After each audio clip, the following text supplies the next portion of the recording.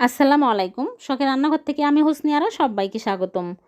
আজকে আমি চিড়া ও ডিম দিয়ে দারুণ মজার নাস্তা বানিয়ে দেখাবো। এই নাস্তা খেতে অসম্ভব মজার হয়, আবার স্টোর করে রাখাও যায় 15 দিন পর্যন্ত এবং মুচমুচেও থাকবে। আশা করি আমার আজকের রেসিপিটি সবারই খুব ভালো লাগবে। ভালো লাগলে প্লিজ চ্যানেলটিকে সাবস্ক্রাইব করবেন। তাহলে চলুন মূল পর্বে চলে যাই। চিড়ার নাস্তা বানাবো, এজন্য একটা মিক্সিং বোলে নিয়ে নিচ্ছি ময়দা হাফ কাপ। ময়দার পরিবর্তে আটাও নেওয়া যাবে। আর দিয়ে দিচ্ছি নারিকেলের গুঁড়া 1/4 কাপ।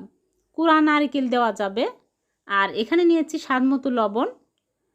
আর দিয়ে দিচ্ছি সাদা এলাচের গুঁড়া সামান্য পরিমাণে, তাহলে সুন্দর একটা ফ্লেভার অ্যাড হবে।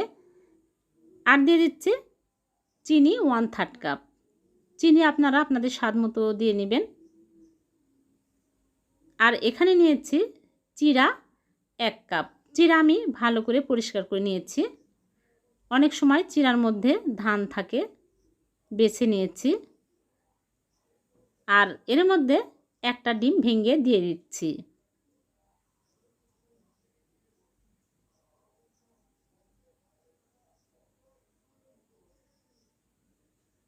এখন হাত দিয়ে ভালো করে মাখিয়ে নিতে হবে। যেহেতু চিনি আছে এর মধ্যে, ডিম দেওয়া আছে, চিনিতে পানি ছেড়ে দিবে, এতেই মাখা হয়ে যাবে। পানি দুধ কিছুই দিতে হবে না। এখন ভালো করে মাখিয়ে নিব।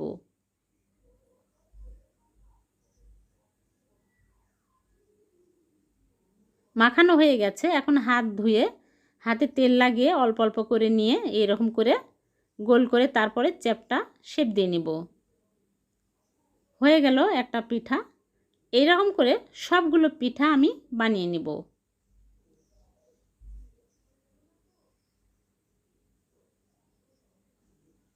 সবগুলো বানানো হয়ে গেছে। এখন এগুলো তেলে ভেজে নেব।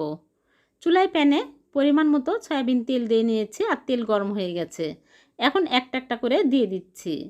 চুলার আঁচ মিডিয়াম টু লোয়ে রেখেছি, বেশি আঁচে ভাজা যাবে না। এখন উল্টিয়ে পাল্টিয়ে গোল্ডেন ব্রাউন কালার করে ভেজে তুলে নিতে হবে।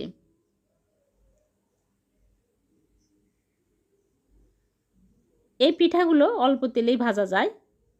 যখন এরকম কালার আসবে তখনই তুলে নিতে হবে। সবগুলো পিঠা আমি এরকম করে ভেজে তুলে নিব। হয়ে গেল।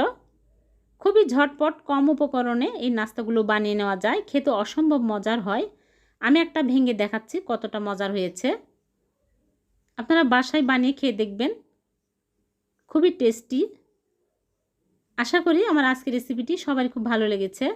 ভালো লাগলে লাইক দিবেন আর এরকম নতুন নতুন রেসিপি পেতে আমার চ্যানেলটিকে সাবস্ক্রাইব করে রাখবেন। আবার দেখা হবে নতুন কোনো রেসিপিতে। সে পর্যন্ত ভালো থাকবেন।